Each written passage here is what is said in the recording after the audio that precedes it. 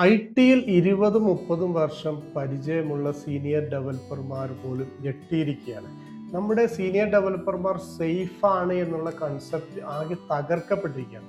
10 പേർ ചെയ്യേണ്ട ജോലി വെറും $20 ഒരു AI സബ്സ്ക്രിപ്ഷൻ കൊണ്ട് ചെയ്തു തീർക്കാൻ കഴിയുന്ന ഒരു സാഹചര്യം ഫെബ്രുവരി 4 എന്ന് പറഞ്ഞാൽ ഇന്ത്യൻ ഐ.ടിയുടെ ചരിത്രം ഒരു കറുത്ത അധ്യായമായിട്ടാണ് വിലയിരുത്തപ്പെടുന്നത്. ഏകദേശം 2 ലക്ഷം കോടി രൂപ മാർക്കറ്റിൽ നിന്നും അപ്രത്യക്ഷമായിരുന്നു. അതായത് ഇതൊരു സാമ്പത്തിക ചേഞ്ചസ് ഒന്നുമല്ല. ഇതിന്റെ കാരണം എന്ന് പറഞ്ഞാൽ ലോകത്തിന്റെ ഒരു കോണിൽ നടന്ന ഒരു സിംഗിൾ പ്രൊഡക്റ്റ് ലോഞ്ച് ആയിരുന്നു. ആന്ത്രോപിക് എന്ന കമ്പനിയുടെ ഒരു ക്ലൗഡി ഒരു പ്ലഗിൻസിന്റെ ലോഞ്ചുമായി ബന്ധപ്പെട്ടുള്ളതാണ് ഈ ഒരു ഷിഫ്റ്റിംഗ് വന്നത്. എന്താണ് ഈ ആന്ത്രോപിക് ചെയ്തത്?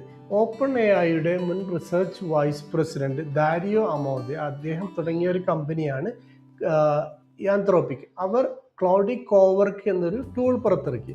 ഇതിൽ ഒരുപാട് പ്ലഗിൻസിൽ ലീഗൽ പ്ലഗിൻ എന്നുള്ള ഒരു പ്ലഗിനാണ് വിപണിയെ ഞെട്ടിച്ചത്.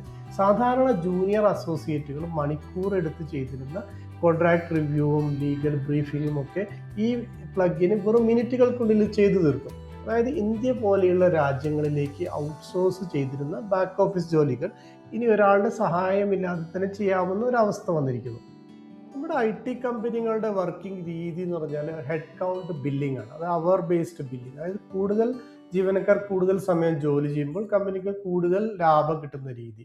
അതാണ് ഒരു $20 AI സബ്സ്ക്രിപ്ഷൻ കൊണ്ട് നമുക്ക് ആ ഒരു പഴയ മോഡല് അപ്രസക്തമാവുകയാണ്. 10 പേർ ചെയ്യേണ്ട ജോലി ഒരാൾ 1 മണിക്കൂർ കൊണ്ട് ചേർക്കുമ്പോൾ കമ്പനിയുടെ വരുമാനം സ്വാഭാവികമായിട്ട് കുറയും.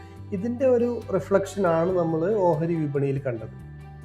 TCS, ഇൻഫോസിസ് പോലെയുള്ള കമ്പനികൾ അവർ ബേസ്ഡ് ബില്ലിംഗ് ആണ് ഫോളോ ചെയ്യുന്നത്. മറ്റൊരു പ്രധാന കാര്യം എന്ന് പറഞ്ഞാൽ AI ഇപ്പോൾ സ്വയം നിർമ്മിക്കാൻ തുടങ്ങിയിരിക്കുന്നു. സ്വയം സിസ്റ്റംസ് നിർമ്മിക്കാൻ തുടങ്ങിയിരിക്കുന്നു. GPT 5.3 കോഡെക്സ്, ക്ലോഡ് ഓപ്പസ് 4.6 ഒക്കെ വന്നതോടെ ഒരു കാര്യം നമുക്ക് വ്യക്തമായിരിക്കുന്നു. ഈ മോഡലുകൾ വികസിപ്പിക്കാൻ AI തന്നെയാണ് പ്രധാനമായും സഹായിച്ചത്. ഇന്ന് ലോകത്തെ ഏറ്റവും മികച്ച ഗവേഷകർ പോലും നേരിട്ട് കോഡ് എഴുതുന്നില്ല. ഈ ഒരു സാഹചര്യത്തിൽ സീനിയർ ഡെവലപ്പർമാർ സുരക്ഷിതരാണ് എന്നൊരു വാദത്തിന് പ്രസക്തിയൊന്നുമില്ല. മാറ്റത്തിൻ്റെ വേഗത നമ്മൾ വിചാരിക്കുന്നതിലും വളരെ അപ്പുറത്താണ്. അപ്പോൾ ഈ സവിശേഷമായ സാഹചര്യത്തിൽ നമ്മൾ ഇതിനെ എങ്ങനെ കൈകാര്യം ചെയ്യാം, എങ്ങനെ ഇതിനെ അതിജീവിക്കാമെന്ന് നമുക്ക് നോക്കാം. 3 പ്രധാന കാര്യമാണ്. ഒന്ന്, നമ്മൾ അപ്ഡേറ്റഡ് ആയിരിക്കുക, നമ്മൾ അപ്സ്കില്ല് ചെയ്യുക എന്ന് പറയും. കൂടുതലും നമ്മൾ ഫ്രീ വേർഷനുകളായിരിക്കും യൂസ് ചെയ്യുക. അപ്പോൾ ഈ ഫ്രീ വേർഷനുകൾ എപ്പോഴും അതിൽ പിന്നിലായിരിക്കും ഈ ഫീച്ചേഴ്സ് വെച്ച്. അപ്പോൾ നമ്മൾ പുതിയ പെയ്ഡ് മോഡലുകൾ ഉപയോഗിച്ച് അവയുടെ ഫീച്ചേഴ്സ് മനസ്സിലാക്കി അത് യൂസ് ചെയ്യാൻ തുടങ്ങുക. രണ്ടാമതെന്ന് പറഞ്ഞാൽ നമ്മൾ കോണ്ടെക്സ്റ്റുകൾ യൂസ് ചെയ്യുക. അപ്പോൾ നമ്മളൊരു AI ഒരു സെർച്ച് എഞ്ചിൻ പോലെ അല്ല യൂസ് ചെയ്യുന്നത്, നമ്മളൊരു കോവർക്കറിനെ പോലെ കാണുക, എന്നിട്ട് അതിൽ യൂസ് ചെയ്യുക. ഇപ്പോൾ നമ്മുടെ ജോലിയുടെ ബാക്ക്ഗ്രൗണ്ടും ജോലിയുടെ ഡീറ്റെയിൽസും ഒക്കെ ഇവോൾവ് ചെയ്യുന്നതനുസരിച്ച് അത് നമുക്ക് കൂടുതൽ ഹെൽപ്ഫുൾ ആയിട്ടുള്ള കോഡും കാര്യങ്ങളും തരും. പിന്നെ നമ്മൾ വർക്ക് ഫ്ലോയിൽ മാറ്റം വരുത്തണം. AI എനിക്ക് പണി തരും എന്ന് പറഞ്ഞ് പേടിച്ചിരിക്കുന്നതിന് പകരം AI എങ്ങനെ മികച്ച രീതിയിൽ ജോലിക്കായിട്ട് ഉപയോഗിക്കാം, അതൊരു മാസ്റ്ററായി കാണരുത്, അത് നമ്മളൊരു കോവർക്കറിനെ പോലെ കാണുക, ഹെൽപ്പിംഗ് അസിസ്റ്റൻ്റ് ആയിട്ട് കാണുക.